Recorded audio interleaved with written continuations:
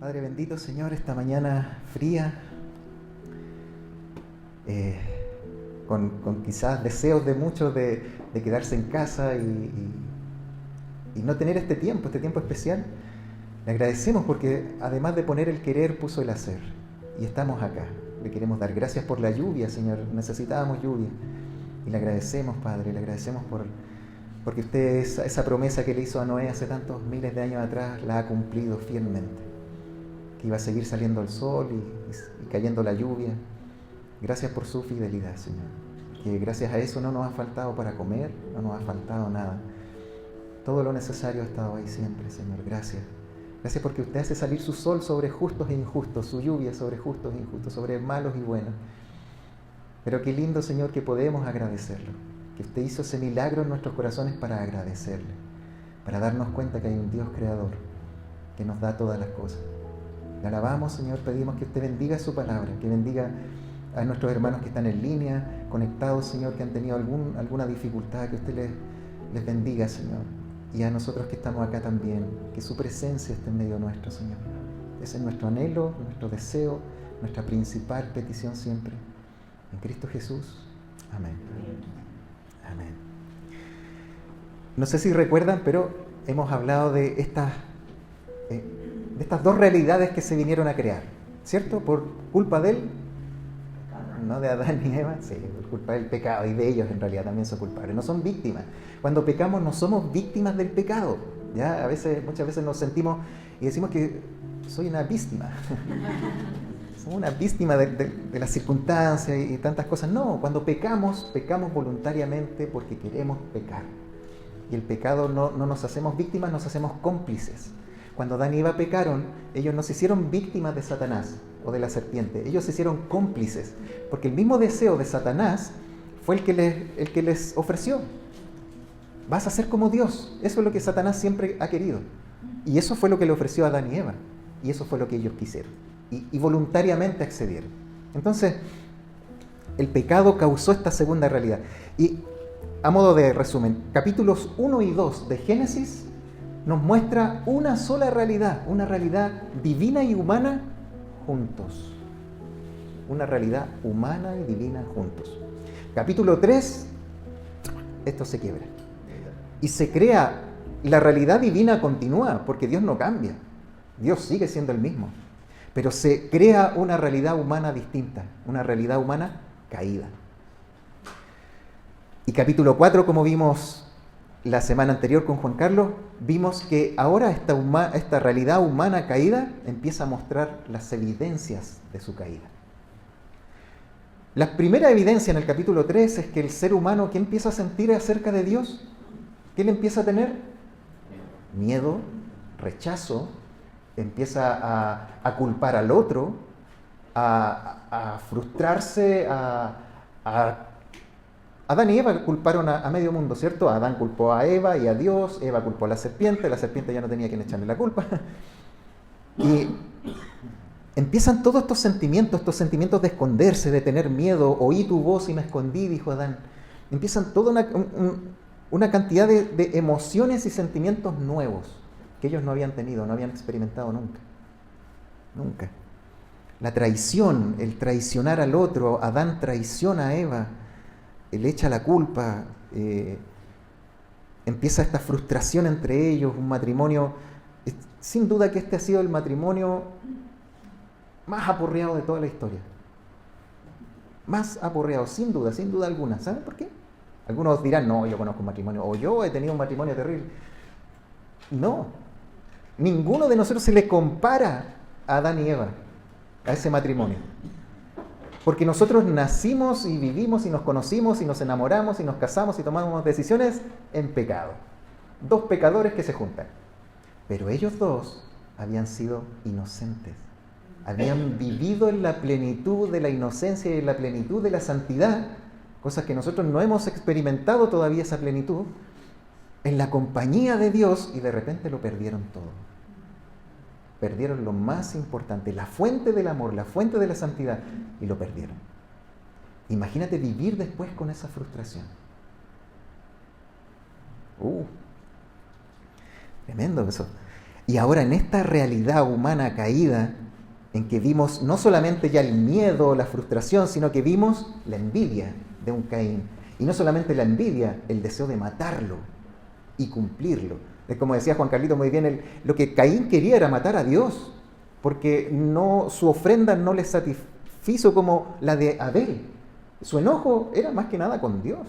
Él quería asesinar a Dios, pero como no podía asesinar a Dios, ¿con quién se desquitó? Con su prójimo, su hermano. Y vimos ahí que ahora en esta realidad humana caída se van a formar, como hemos llamado el sermón, dos descendencias, un Salvador, un mismo Salvador. Como dos caminos, pero solo un Salvador.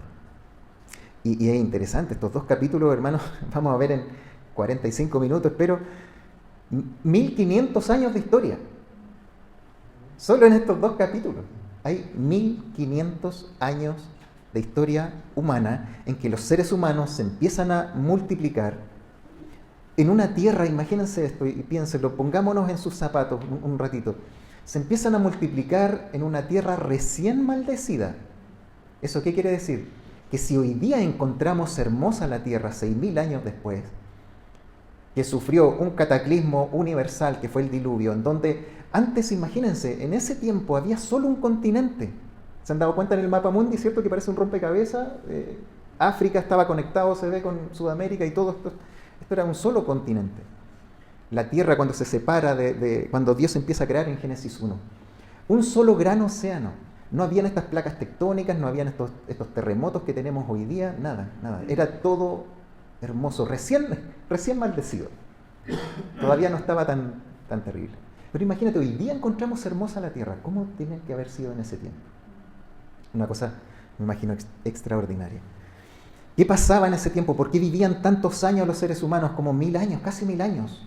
¿Por qué? Porque el Señor en Génesis, si ustedes vuelven a leer en Génesis 1, los versículos 6 y 7, dice que Él separa las aguas, crea la expansión, la atmósfera, y separa las aguas de las aguas. O sea, había una capa de agua sobre la atmósfera. ¿Y eso qué quiere decir? Eso quiere decir que la Tierra era como un gran invernadero, una gran como cama, una de estas cámaras hiperbóricas que tienen los famosos hoy día.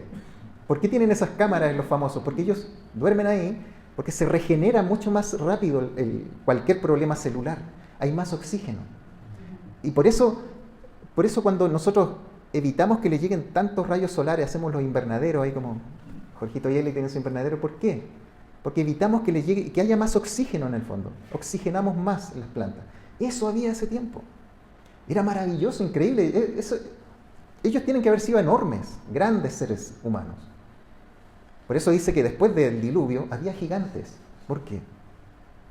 Porque ¿quiénes pasaron después del diluvio? Noé y su familia. Y ellos venían de ese tiempo. Entonces, tiene que haber sido un lugar de enorme gloria y belleza aún estando caído. Increíble, porque estaba todo para ahora multiplicarse, pero había un solo problema, que esta familia, Adán y Eva, y ahora solo, Caín, y toda la cantidad de hijos que nacen de Adán y Eva, venían con un problema de fábrica, una falla en el corazón. Y ya se empezaban a ver los primeros brotes de esa falla. Un primer asesinato, un primer asesinado, un primer asesino. Y miren en el capítulo 4, versículos 17, vamos a leer solamente el capítulo 4 del 17 al 23. Pero vamos hasta el 23 ahora, para ver solamente esta primera línea dentro de esta descendencia caída, de esta realidad caída. Y conoció Caín a su mujer, la cual concibió y dio a luz a Enoc, y edificó una ciudad, y llamó el nombre de la ciudad del nombre de su hijo Enoc. Y a Enoc le nació Irad, y a Irad engendró a Mehujael. Ahí tienen nombres para sus hijos, para cuando se casen los más jóvenes. Mehujael engendró a Metusael, y Metusael engendró a Lamec. Y Lamec tomó para sí 2 mujeres. El nombre de la una fue Ada y el nombre de la otra Sila. Y Ada dio a luz a Jabal, el cual fue padre de los que habitan en tiendas y crían ganados. Y el nombre de su hermano fue Jubal, el cual fue padre de todos los que tocan arpa y flauta. Y Sila también dio a luz a Tubal Caín, artífice de toda obra de bronce y de hierro. Y la hermana de Tubal Caín fue Naama. Y dijo Lamec a sus mujeres, Ada y Sila: oíd mi voz, mujeres de Lamec. Escuchad mi dicho, que un varón mataré por mi herida y un joven por mi golpe. Si 7 veces será vengado Caín, Lamec en verdad 70 veces 7 lo será. ¿Qué tal esa línea? Esa línea de descendencia. Para que no afecte ahí la grabación mejor.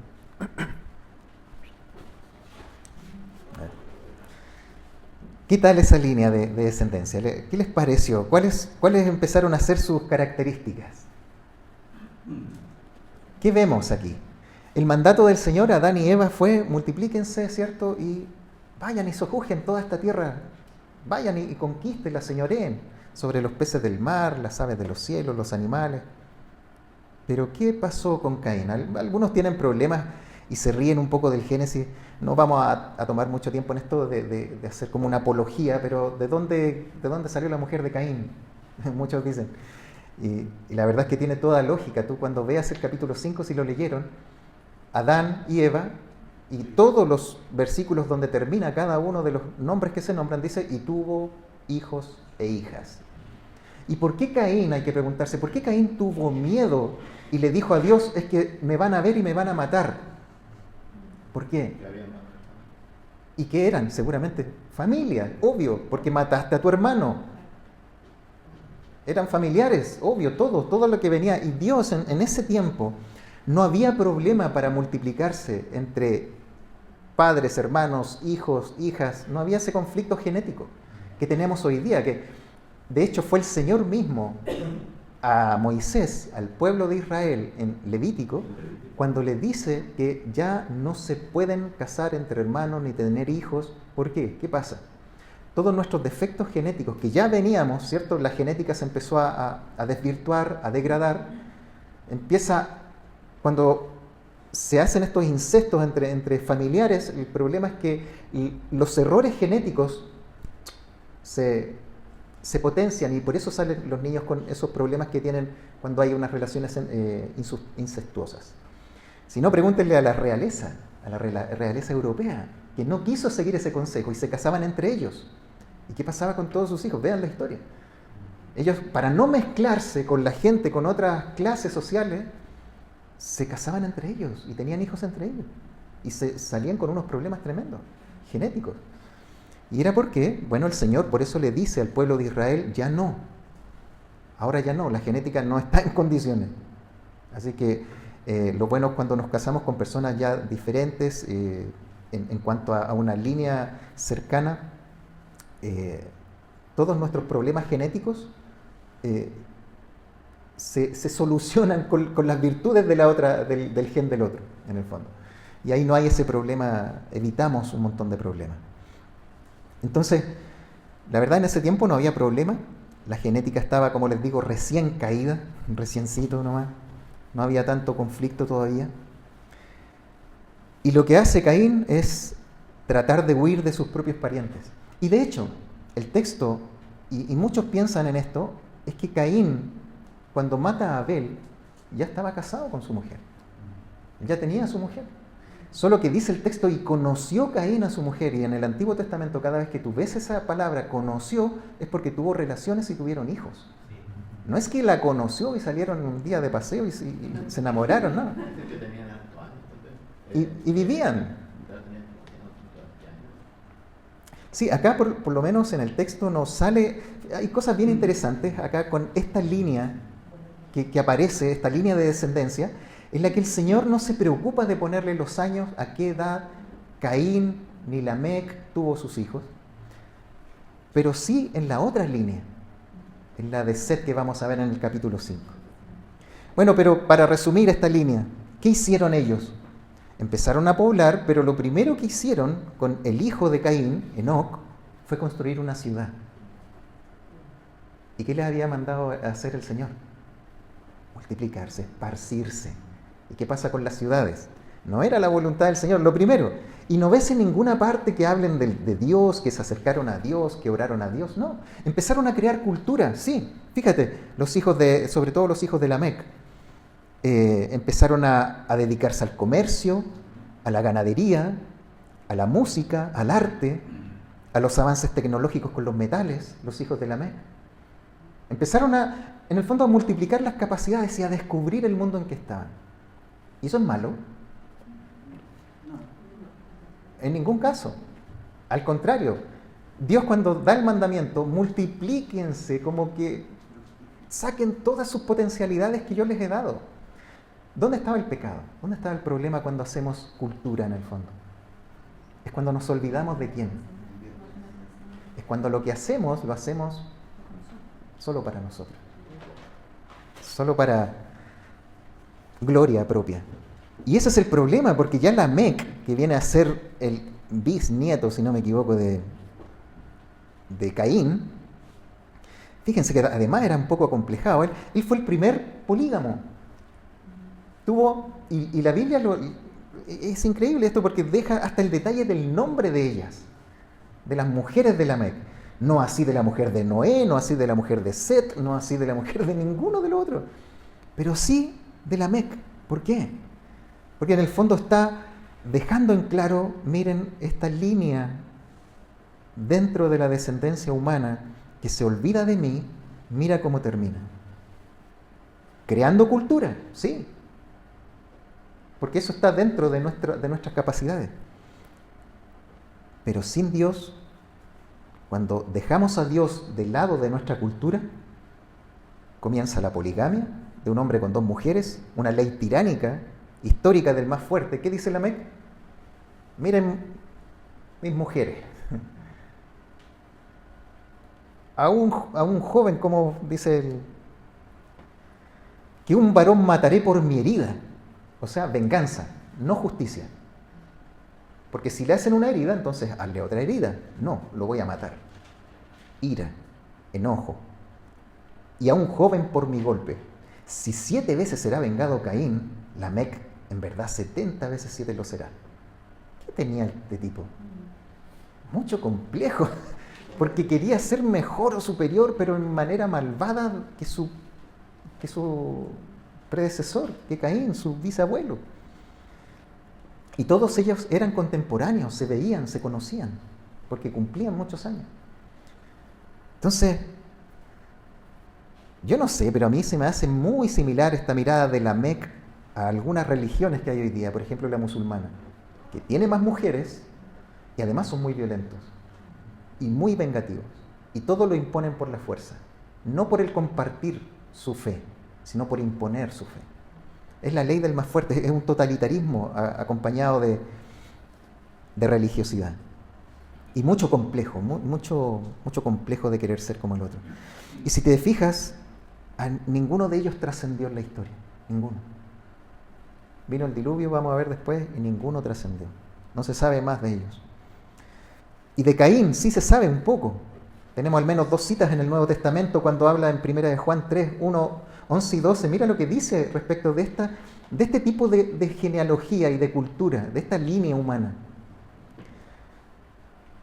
Juan se acuerda de él, dice, porque este es el mensaje que habéis oído desde el principio, que nos amemos unos a otros, no como Caín, que era del maligno, y mató a su hermano. ¿Y por qué causa le mató? Porque sus obras eran malas y las de su hermano justas.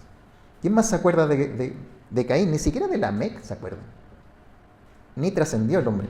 Pero mira en Judas, la carta de Judas 4 y 11 dice, porque algunos hombres han entrado encubiertamente a la iglesia, los que desde antes habían sido destinados para esta condenación, hombres impíos que convierten en libertinaje la gracia de nuestro Dios y niegan a Dios, el único soberano, y a nuestro Señor Jesucristo. Y el versículo 11, ay de ellos porque han seguido el camino de Caín, se han lanzado por lucro en el error de Balaam y perecieron en la contradicción de Coré. ¿Qué ejemplo dejó Caín? ¿Uno bueno o uno malo para su generación? Entonces, y si él no se arrepintió y nunca le enseñó a su descendencia, a los que venían después de él, acerca de Dios, ¿qué pasa con la otra generación? Es peor. Como dice el dicho, lo que una generación tolera, la otra generación lo va a abusar. Siempre, siempre ha sido así. Si una generación se empieza a olvidar de Dios, lo que viene después es mucho peor, siempre. Vamos a la otra línea, la segunda línea de descendencia, que también es muy, muy importante y en la que el Señor le dedicó incluso más tiempo. ¿Por qué? Ahí vamos a ver por qué. En el mismo capítulo 4, el versículo 25 y 26. Y conoció de nuevo Adán a su mujer. ¿Cómo la sacó a invitar a salir? No, la conoció. Tuvieron juntos intimidad. La cual dio a luz un hijo y llamó su nombre Set. Porque Dios, dijo ella, me ha sustituido otro hijo en lugar de Abel, a quien mató Caín. Y a Set también le nació un hijo y llamó su nombre Enós. Entonces los hombres comenzaron a invocar el nombre de Jehová. ¿Qué diferencia hay entre una línea y otra? Es importante, y aquí me imagino, esto porque, de nuevo, les digo, ellos eran todos contemporáneos por la cantidad de años que vivían. De hecho, Adán llegó a conocer tiene que haber llegado a conocer a Enoc, que después vamos a hablar de él. Pero aquí me imagino que incluso Adán y Eva comenzó su reflexión en sus vidas, de ver todo lo que les ha pasado, todo lo que han vivido. Ellos escucharon una promesa que Dios le dijo a la serpiente: mira, de la descendencia de la mujer pondré enemistad entre tu simiente y la simiente de la mujer, y ella te herirá en la cabeza y tú le herirás en el calcañar. Ellos oyeron esa promesa, la promesa de un Salvador. Me imagino que cuando tuvieron a Caín dijeron: quizás este es el Salvador, porque Dios prometió. Y después tuvieron a Abel, y después vieron que Caín mató a Abel. Imagínate, hoy el Salvador, ¿cuándo va a venir? Pero cuando tienen a Set, Eva piensa y reflexiona dentro de ella: porque Dios me ha sustituido a mi hijo perdido. Entonces me imagino que ellos conversaron a Adán: oye, enseñémosle, nosotros escuchamos una promesa, digámosle a la generación que viene, mira lo que está pasando en la familia de Caín, mira esa gente. Me imagino que si todos se veían. Y Set, este niño, luego tiene un hijo, al que llamó Enós. Entonces los hombres comenzaron a invocar el nombre de Jehová. Qué lindo. Algo pasó en ese tiempo, en sus vidas, algo los hizo reflexionar. Y en el capítulo 5 vamos a ver solo algunos versículos, porque me interesa que veamos, porque en esta nueva línea que Dios provee, ¿qué era lo que podía haber hecho Dios? Hagan como quieran. Bueno, hagan sus culturas y multiplíquense y hagan todo lo que quieran. Yo no me meto. En el fondo se van a autodestruir igual. Pero Dios no hizo eso. Y en esta otra línea, que también era pecadora, hubo algo distinto. Se empezó a invocar a Dios. Y aquí es como que se resetea todo. Porque tú ves el capítulo 5 y dice en el versículo 1 al 3: este es el libro de las generaciones de Adán, el día en que creó Dios al hombre, a semejanza de Dios lo hizo. Es como que, partamos de nuevo. Ya perdimos a uno. Varón y hembra los creó y los bendijo y llamó el nombre de ellos Adán, el día en que fueron creados. Y vivió Adán 130 años y engendró un hijo a su semejanza, conforme a su imagen, y llamó su nombre Set. Es como que como que Dios, de alguna manera, hagamos las cosas de nuevo, partamos de nuevo, tengamos una nueva oportunidad. Sí, el Señor es muy lindo, es increíble la cantidad de oportunidades. Vamos nuevamente, vamos. Y llamó su nombre Set. Y comienzan a multiplicarse. Acá no voy a leer todos los versículos hasta el 17, pero empieza a poner Dios el año en el cual nace cada uno de los hijos por los cuales vamos a llegar hasta el nombre de Noé. ¿Por qué? Porque de la línea de Caín no vendría el Salvador. Por eso, hasta ahí nomás lo dejó Dios. Pero de la línea de Set sí vendría el Salvador. Entonces continuó. Porque ¿quién es el protagonista de la Escritura? Dios, es Cristo, es su Hijo. Él es el protagonista. Por eso ya dejamos esa descendencia. Y bueno, Set va a tener a Enos, Enos va a tener a Cainán, Cainán a Mahalaleel, acá hay más nombres de niños, Mahalaleel a Jared, Jared a Enoc. Interesante ese hombre, Enoc. Enoc a Matusalén, el hombre más... Eso, no quise decir la verdad. Más longevo. Matusalén tuvo a Lamec y Lamec a Noé. Es lindo que el nombre que le pusieron a Noé, Lamec le puso a su hijo Noé, que quiere decir consuelo. ¿Cómo estaría la cosa en ese tiempo? ¿Cómo estaría la maldad? Y lo vamos a ver la próxima semana en el capítulo 6. Que a este niño llamado Noé le pusieron consuelo. Y me interesa que veamos dos nombres que son interesantes. En el versículo 18, vivió Jared 162 años y engendró a Enoc. Versículo 21, vivió Enoc 65 años y engendró a Matusalén. Fíjate que ya empezaban a tener a los niños más jóvenes. Y el versículo 22 es importante. Y caminó Enoc con Dios, después que engendró a Matusalén 300 años, y engendró hijos e hijas. Y fueron todos los días de Enoc 365 años. Y caminó pues Enoc con Dios y desapareció porque le llevó Dios. ¡Wow! ¡Qué hombre más interesante, intrigante! ¿Qué pasó con él? Bueno, ya vimos que desde la línea de Set y Enos, su hijo, empiezan a invocar a Dios, a orar, a buscarle. De alguna forma, la promesa del Evangelio se les dijo. Y ellos dijeron, ¿qué hacían? Ellos miraban, en el fondo, esperando, escucharon esa promesa y miraban al futuro, esperando que se cumpliera algún día. Va a venir un Salvador, sabemos que va a venir un Salvador, Señor. Y empezaron a clamar a Dios. Esa es la palabra, cuando se traduce invocaron, los hombres empezaron a invocar. Esa palabra en hebreo es kará, que quiere decir necesitar, clamar, proclamar. Se empezaron a hablar entre ellos acerca de Dios. Viene la promesa, en algún minuto se va a cumplir, va a venir. Pero mira los de Caín, mira, son terrible malos. Y mira acá también, mira, tu hija se está peleando con mi hijo, mira aquí, oye. Pero clamemos, porque va a venir. Va a venir el Señor, va a venir ese Salvador. Él lo prometió, si no ya nos hubiera destruido, me imagino que se decían. Y comenzaron a necesitar a Dios. Eso trajo bendición. Y su descendencia, su bisnieto Enoc, ya no solamente clamó. ¿Qué hizo? Caminó con Dios. Ya no era solamente necesitar, en algún minuto va a venir la promesa. No, fue más allá. Este Enoc, él caminó con Dios. ¿Qué quiere decir que caminó?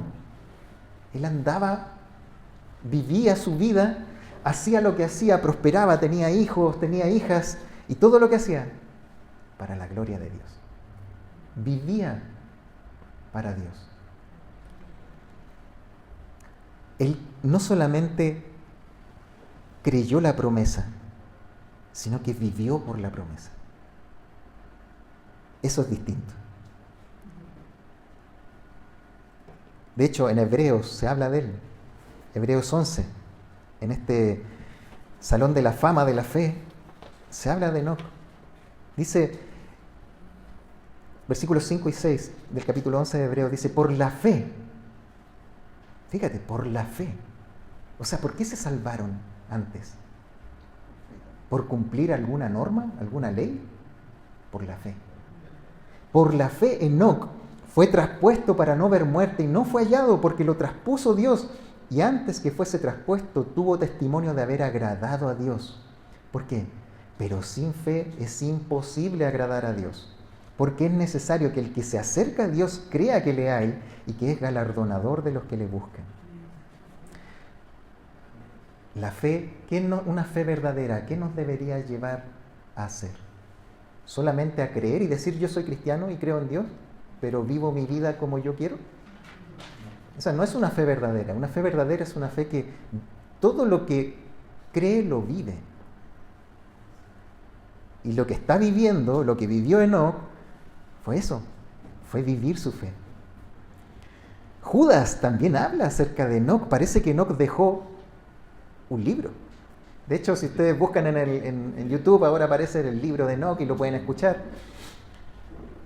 Judas se acuerda de este Enoc, y fíjate cómo dice en 14 y 15, de estos también profetizó Enoc, de los falsos y del juicio. Séptimo desde Adán, diciendo, he aquí vino el Señor con sus santas decenas de millares. ¿Qué vio Enoc?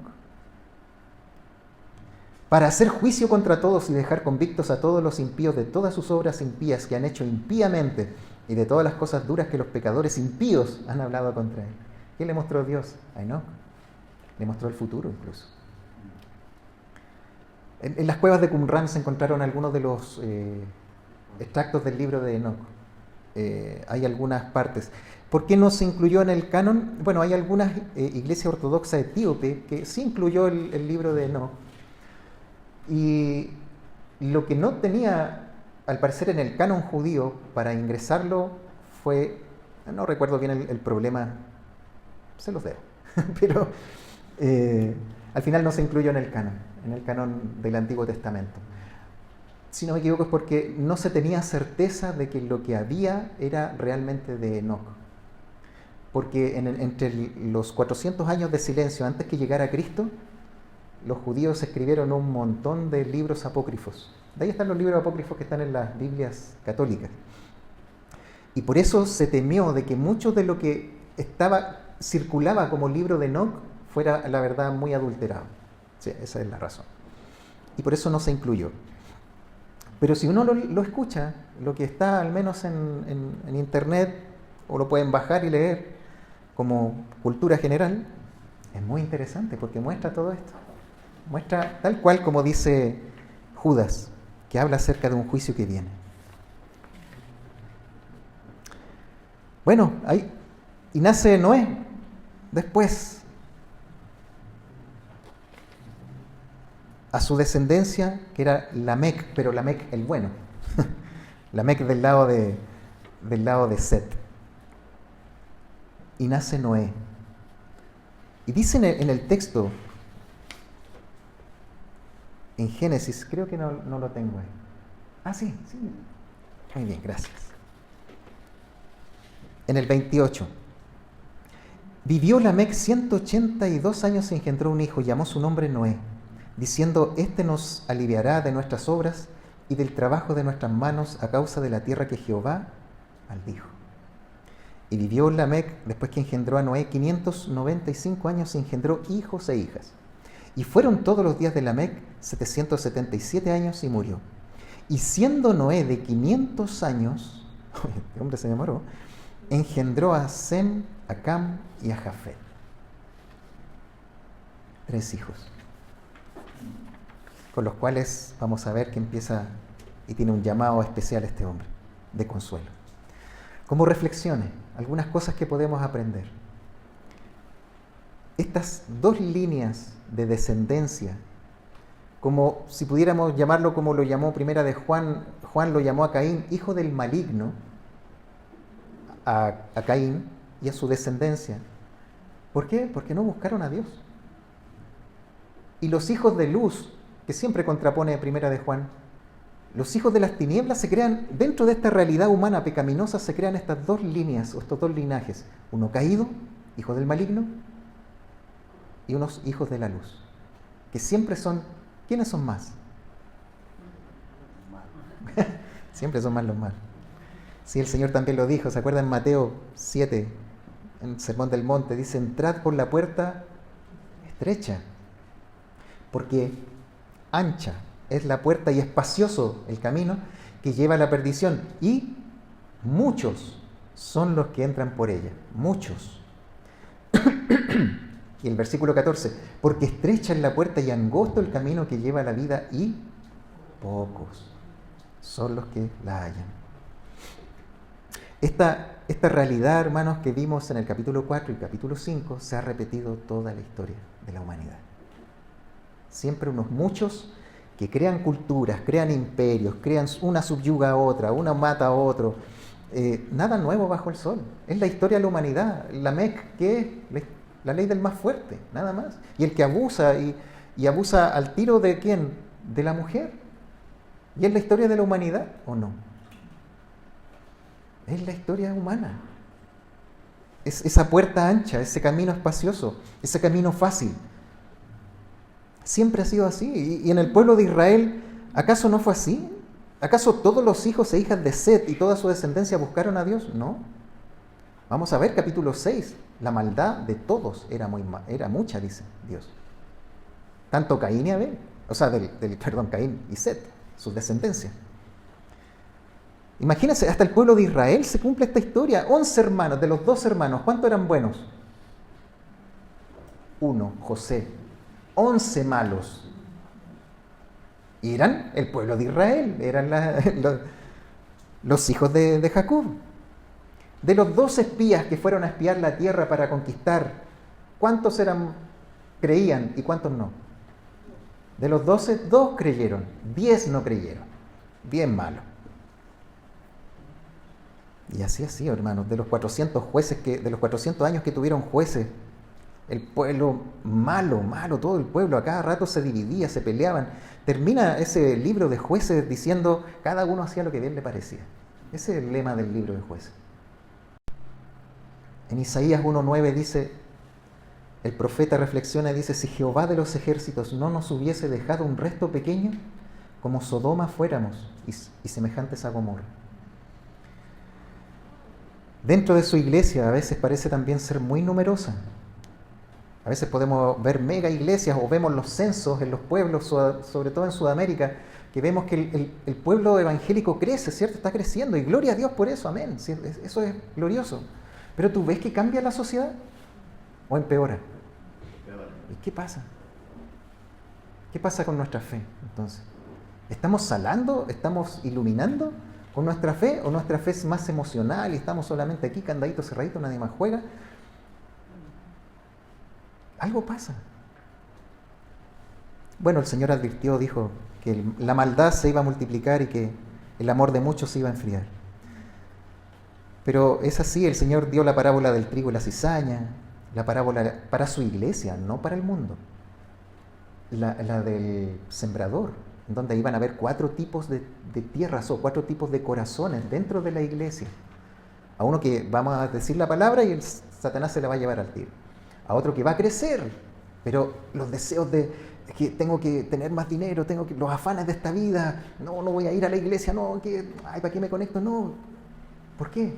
Porque los afanes ahogaron la semilla, la planta. La otra que creció entre pedregales, que brotó, pero como no tuvo raíz, salió el sol y se quemó. ¿Y qué era el sol? Empezar a tener problemas por ser cristiano.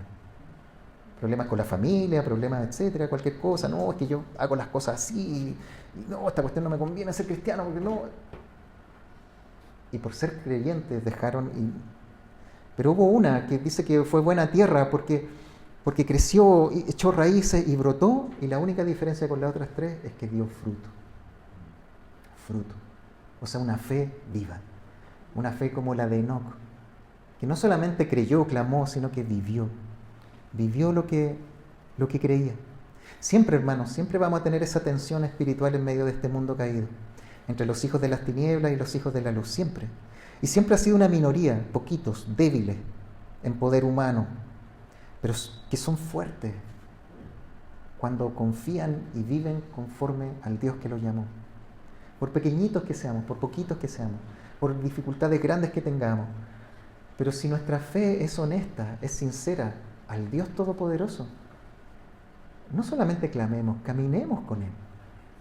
Y si nos toca vivir dificultades como a Noé, que el Señor no se lo llevó, sino que lo dejó para pasar la dificultad y va a tener que atravesar un momento difícil, aferrémonos a Él. Pero hay algo esencial, no sé si se pudieron dar cuenta, en medio de estas dos líneas caídas, ¿qué hubo al medio? Siempre. Siempre estuvo el Evangelio. Siempre estuvo la promesa. Siempre estuvo el llamado, la oportunidad de Dios diciéndole, a ellos solamente tuvieron esa promesa de que de la descendencia de una mujer vendría un Salvador. Que el pecado iba a ir en aumento, pero que se levantaría un hombre un día. Y ellos caminaron mirando eso. Y a nosotros, hoy día, ellos caminaron mirando el futuro. Nosotros hoy día caminamos mirando ese sacrificio que se hizo en el pasado. Porque esa promesa ya se cumplió. Esa promesa ya Dios la cumplió, ya vino. Y lo hizo, y lo cumplió, y todo lo que Él dijo, lo cumplió. ¿Qué nos toca hacer a nosotros? ¿Seguir haciendo nuestras vidas a nuestra pinta? Nosotros, haciendo como Lamec, así. Bueno, hoy día ya no aguantan a los Lamec en realidad. no van a durar mucho los Lamec. Pero, ¿qué vamos a hacer? ¿Cómo vamos a vivir? La idea de aprender esto que pasó entre estas dos líneas, es que volvamos a ser como ese Enós, ese hijo de Set, que sabes que vio su realidad y dijo, aquí hay algo que no está bien, y yo no estoy bien, yo necesito buscar a Dios.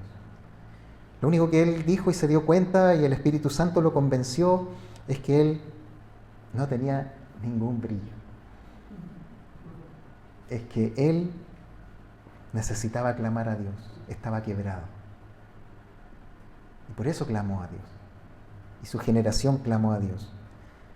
Por eso él fue bienaventurado. ¿Por qué? Porque era pobre de espíritu. Y de ellos es el reino de los cielos.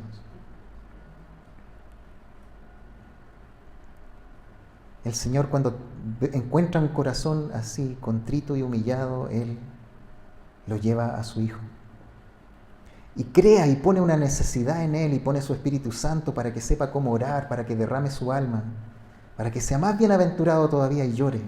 Bienaventurados los que lloran, porque ellos recibirán consolación. Y no quiere solamente que nos quedemos ahí, solamente lamentándonos y llorando, sino que para que comencemos a caminar como Enoc. Y comenzamos a aprender de él, que es manso y humilde de corazón. Bienaventurados los mansos, porque de ellos es la tierra por heredad. Todo eso lo dejó el Señor. Y aún en medio de la adversidad, Él nos llama, si me toca sufrir, cuando dice el mismo Señor, bienaventurado soy, cuando por mi causa os persigan y digan toda clase de mentiras. Vuestro galardón es grande, dice. Bienaventurados, porque vas a ser como Noé. Ellos miraban a su Salvador, al futuro. Nosotros lo miramos hacia el pasado, en el cual ya no importa si tú y yo no somos de un linaje especial, ya no importa si somos de una etnia, de un pueblo especial, o quién fue nuestro antepasado, o qué maldición tuvieron nuestros abuelos, o qué pecado cometiste, qué pecado cometí, ya no importa nada de eso. Nada de eso. Lo único que importa es acercarse a Él en fe, con un corazón humilde, con un corazón quebrado, con un corazón que llora, que se derrama, con un corazón que empieza a tomarle la mano al Señor y que empieza a caminar con Él. En medio de este mundo, bajo juicio, Él sea nuestro clamor. En medio de la decepción, de la frustración, del dolor, que Él sea nuestra esperanza. Que en medio de la deserción, aunque nuestro mejor amigo que es cristiano y deja el cristianismo, o te decepciona la persona que tú más admirabas en Cristo, si ese deja el camino, no importa, tú sigue. La apostasía el Señor dijo que vendría. Él es nuestro camino, Él es la verdad, Él es la vida.